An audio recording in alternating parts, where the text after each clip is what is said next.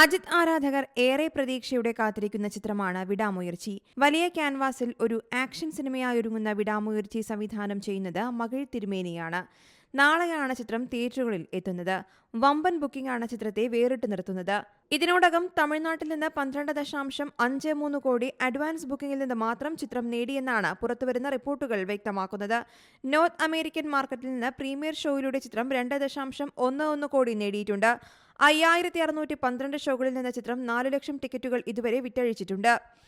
ചിത്രം ആദ്യ ദിനം 15 മുതൽ 17 കോടി വരെ നേടുമെന്നാണ് ട്രേഡ് അനലിസ്റ്റുകൾ കണക്കുകൂട്ടുന്നത്. അങ്ങനെയെങ്കിൽ തമിഴിലെ ഈ വർഷത്തെ ഏറ്റവും വലിയ ഓപ്പണിംഗ് ആകും വിടാമുയർച്ചിക്ക് ലഭിക്കുക.